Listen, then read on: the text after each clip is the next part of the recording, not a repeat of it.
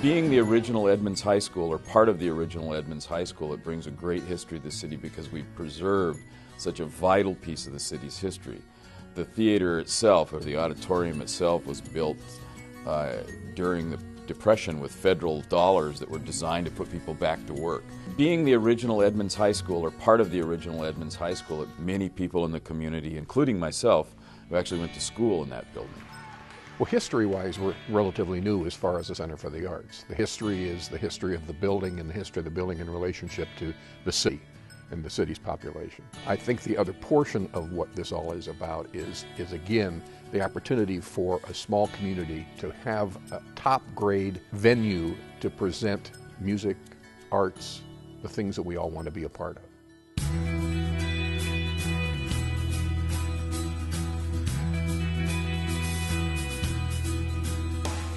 I think Edmonds Center for the Arts is distinctive because it can bring in this wide variety of talent into South Snohomish County and really reaching down into North King County and Seattle particularly. I think it really is about being a center for cultural connection as much as a public library might be, or another kind of cultural institution.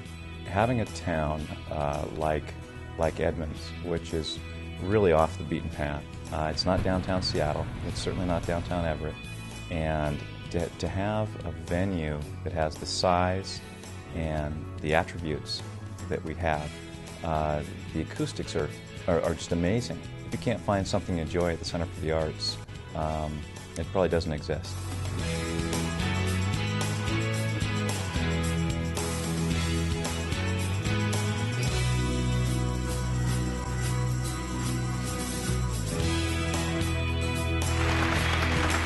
But even more important, it's a center in terms of the vision of the community, what the community thinks about itself. And that goes back to that many years of this city having a dream, or the community having a dream of having a performing arts center here on this site. I work a lot with the arts throughout the Puget Sound area, and when I go out and talk to people, they know about Edmonds Center for the Arts, and they're excited about it.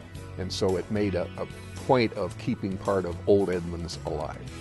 Secondly, it brought an opportunity to bring people into Edmonds who might not ever come here, who might see Edmonds as a community that down by the water, but you know, what really is happening? Why would we go? The Edmonds Center for the Arts is an asset to me as a small business owner because it's a business draw. It brings people down to Edmonds, both local residents and people coming from outside the Metroplex area to come here for the event, and those people tend to want to eat. Conveniently enough, I have a restaurant and a bar. From a business perspective, it's just a great draw that brings a lot of people to town, which is, you know, good for business.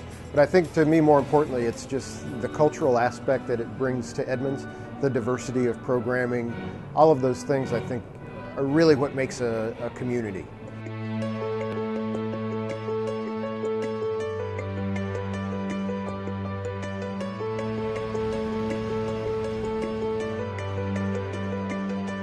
I think the Center for the Arts Board of Directors and the staff there are doing a really good job of continuing to attract new acts and new events and partner with new groups of people. And those partnerships are what's really the key to the future, both public and private partnerships. I think that we can continue to get international, national talent here, and as the word continues to grow, I look forward to people coming from all over to experience this.